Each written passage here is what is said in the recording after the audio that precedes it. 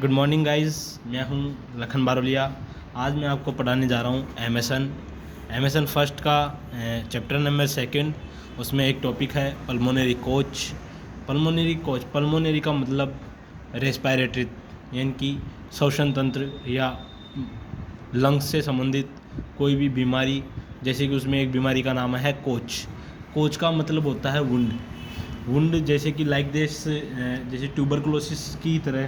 Tuberculosis जैसी बीमारी के अंदर जिस टाइप से इन्फेक्टिव एजेंट कोज करके जिस हिसाब से इन्फेक्शन होता है और जिस हिसाब से उसमें लंग्स डैमेज होते हैं या लंग्स के अंदर कोई भी क्योरीज आती है तो उसको अपन बोलते हैं पल्मोनरी कोच। लंग्स दो होते हैं अपनी संख्या में, लेफ्ट एंड राइट लंग्स में 3 लोब होते हैं, सुपीरियर, इन्फीरियर और मिडिलियर। एंड लेफ्ट में होते हैं 2, सुपीरियर और इन्फीरियर। जैसे इसके बीच में होते हैं जो ब्रोंकाई अलग अलग में जुड़ जाती है साथ में एलुलाई से, और एलुलाई डक्ट से होकर एलुलाई तक यहाँ पे एंड होता है।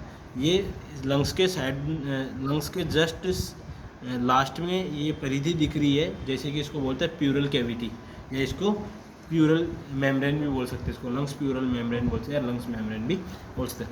लंग्स के जस्ट नीचे सिचुएटेड होता है डायफ्राम। जैसे देखते हैं अपन इसका इंट्रोडक्शन देखते हैं पल्मोनरी कोच का introduction. It is the respiratory disease, ये एक प्रकार की रेस्पिरेटरी डिजीज़ है। Pulmonary is coach is the radiological determination of the tuberculosis. Pulmonary coach में क्या होता है, रेडियोलॉजिकल, जैसे कि इसको पहचाना जा सकता है रेडिएशन, जैसे कि सीटी स्कैन, एमआरआई और चेस्ट एक्सरे अगर से इसको डिटरमाइन इन प्रतिकृत किया जाता है या पहचाना जा सकता है। ये एक प्रकार से क्या है, ट्यूबरकुलोसिस है, ये प्रतिकृत है। Pulmonary coach is show of the plural effusion. Pulmonary effusion के अंदर क्या होता है, पल्मोनरी कोच के अंदर प्यूरल इफ्यूजन होने लगता है। Koch is a primary condition of the TB. Koch एक प्राइमरी कंडीशन होती है ट्यूबरकुलोसिस का प्राइमरी कंडीशन होता है। The pulmonary Koch condition is the lungs in the bronchovascular and bronchi in the infective cause. कोई भी इन्फेक्शन कोज होता है, जैसे कि ब्रोंकस के अंदर, एलुलाई के अंदर, या कोई भी पल्मोनरी कैविटीज़ के अंदर या थोरेसिक कैविटी में अगर लंग्स के आसपास कोई भी इन्फेक्शन होता है और वो सीधा कोज करता है लंग्स को, तो उसको बोलते हैं कोच बोल सकते। ओके, जैसे देखते हैं हम इटियोलॉजी एंड कोजेज। कोच की हम इटियोलॉजी और कोजेज हैं। इटियोलॉजी जैसे मेन इसके कारण क्या है, कोज ने इससे मेनली कारण है इन्फेक्शन किसी प्रकार का हो सकता है, बैक्टीरियल, वायरल एंड फंगाई के द्वारा। बैक्टीरियल में देखते हैं स्ट्रेप्टोकोकस न्यूमोनियाई जिसे इन्फेक्शन हो सकता है, या ट्यूबरकुलोसिस बैसिलस के द्वारा भी इन्फेक्शन हो सकता है, या वायरस में आते हैं इन्फ्लुएंजा वार वायरस भी हो सकता है, या कोरोना वायरस के द्वारा भी ये हो सकता है। इसके अलावा फंगाई में बहुत से ऐसे फंगस होते हैं जैसे कि ब्लैक फंगस हो गया, वाइट फंगस हो गया, जो रेस्पिरेटरी को कोज करता हो, उससे भी क्या हो सकता है, कोज हो सकता है। आते हैं नीचे रिस्क फैक्टर में, जैसे स्मोकिंग सबसे मोस्ट कॉमन पे आता है, क्योंकि स्मोकिंग ये अपन रेस्पिरेटरी में अपन जब भी अपन स्मोकिंग करते हैं तो एयरवे को अपन अंदर की तरफ खींचते हैं, तो उसका बेड स्मोक आता है, वो सीधा अपने लंग्स को इन्फेक्टिव करता है। ये सीधा टोबैको चोकिंग, जैसे कि अपन गुटखा खाते हैं वगैरह वगैरह, ये भी रिस्क फैक्टर कर सकता है। एल्कोहल कंज्यूम भी अपने को इसका रिस्क फैक्टर घोषित देता है। Dusting and hard working of the condition on the stone उद्योग। स्टोन के काम होता है, जैसे कि पत्थर का काम हो, पत्थर के कारखाने हो गए, उनमें काम करने वालों में भी होने के चांसेस है, डस्टिंग वर्क। हाँ, अब आते हैं देखो पैथोफिजियोलॉजी, कोच की पैथोफिजियोलॉजी। ड्यू टू इटियोलॉजिकल कोज, कोई भी इटियोलॉजिकल कोजेज के कारण, जैसे कि बैक्टीरियल, वायरल इन्फेक्शन अभी मैंने बताया था, फंगाई, कोई भी इन्फेक्शन हो गया, उस इन्फेक्शन के कारण अपनी बॉडी में क्या होता है, इन्फेक्टिव एजेंट एंटर करेगा, और एंटर करके क्या करेगा, वो सीधा after then antigen antibody reaction होने लगी। अगर अपनी बॉडी में कोई भी पॉजिटिव एजेंट एंटर करता है, इन्फेक्टिव एजेंट एंटर करता है, तो अपनी body antigen antibody reaction show करती है। उसके बाद में अगर एंटीजन एंटीबॉडी रिएक्शन होगी to cause infection, is the lungs. अगर लंग्स के अंदर इन्फेक्शन हो रहा है तो लंग्स के अंदर होगा, अगर और भी किसी बॉडी पार्ट में होगा तो उस पार्ट के अंदर वो इन्फेक्शन होगा। तो ये यहाँ पर लंग्स कोच का है, लंग्स का है। पल्मोनरी पढ़ रहे हैं तो इसलिए अपन लंग्स के अंदर इन्फेक्शन होगा। Two is the fluid accumulation on the plural cavity in the lungs. अगर एंटीजन एंटीबॉडी रिएक्शन होगी तो वहाँ से अब जाहिर सी बात है, अगर हीट निकलती है, हीट निकलेगी तो वहाँ से उसका प्यूरल फ्लूइड में निकला है, यहाँ का वहाँ का फ्लूइड निकला, वो सीधा प्यूरल कैविटी के अंदर आके एक्यूमुलेट हो जाएगा। इसके बाद में क्या होता है, to fulfil of the bronchovascular of the accumulation of the fluid.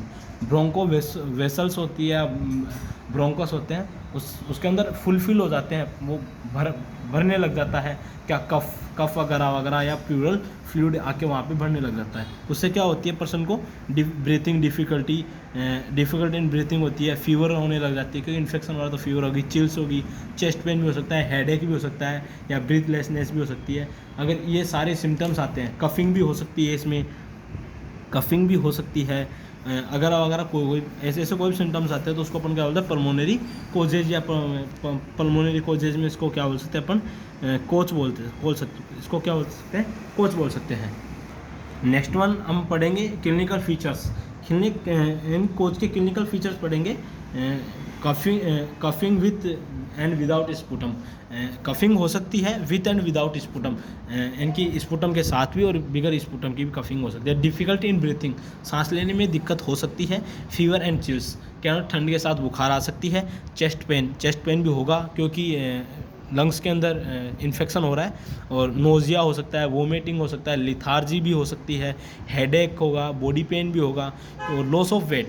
क्योंकि इंपॉर्टेंट है लॉस ऑफ वेट, इसलिए कि अगर अपनी बॉडी में कोई भी इन्फेक्टिव एजेंट, मैं सांस के रेस्पिरेटरी द्वारा सांस निकल रहा है, जा रहा है, बाहर आ रहा है, तो कहने का मतलब वर्किंग प्लेस ज़्यादा हो जाएगा, लंग्स को वर्क ज़्यादा करना पड़ेगा, इसकी वजह से अपनी बॉडी की एनर्जी ज़्यादा खर्च होगी, तो इसकी वजह से वेट भी लॉस हो सकता है। एनोरेक्सिया नर्वोसा का मतलब होता है लॉस ऑफ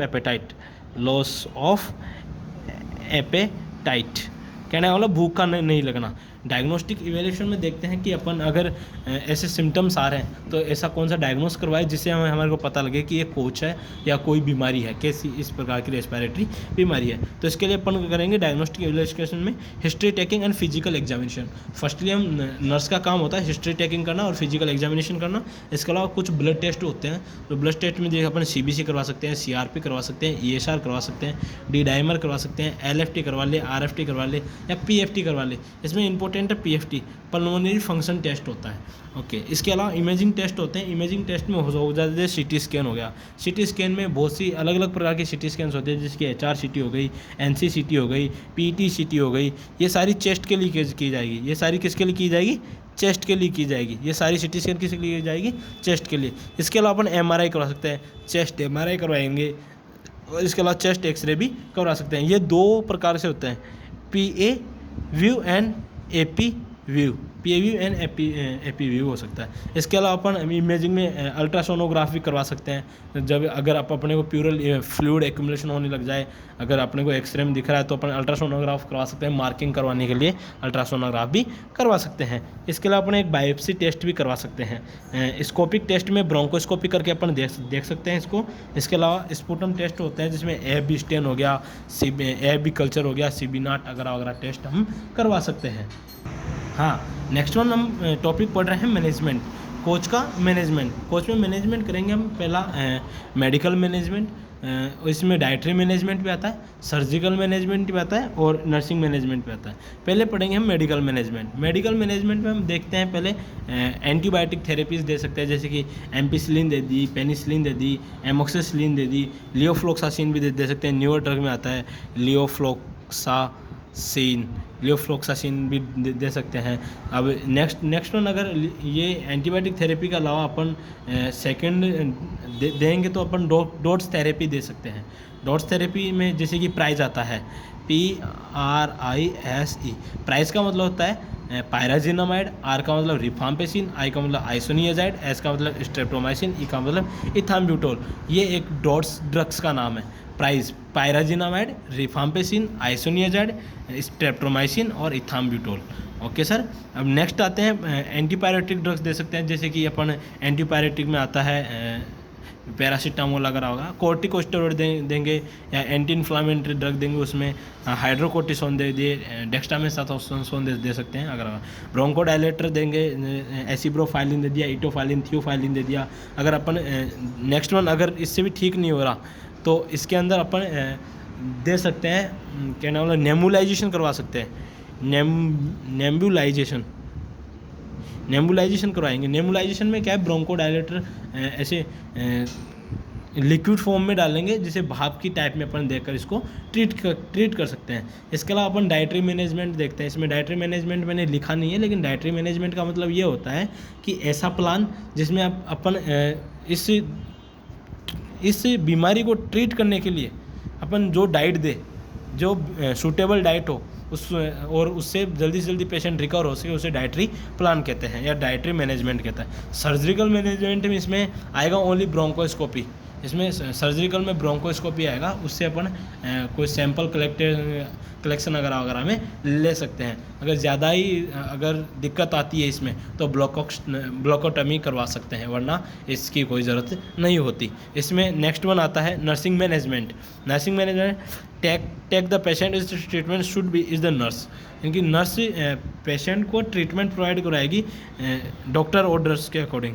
भी शुड बी नर्स, कहना मतलब डॉक्टर ऑर्डर्स को मानते हुए नर्स ट्रीटमेंट देगी। जैसे कि given of the medicine is the patient of the according to doctor order. मैंने अभी बताया डॉक्टर को अकॉर्डिंग मेडिसिन देगी एंड ट्रीटमेंट करेगी nurse. Given the patient is the comfortable ventilation, nurse patient को प्रोवाइड करवा सकती है कंफर्टेबल या मेंटेनेंस वाला इन्वायरमेंट। इसके अलावा देखते हैं अपन give on the dietary plan. अगर पेशेंट को अगर अपन अच्छा डाइटरी प्लान देंगे तो वो अच्छे से जल्दी ठीक होने की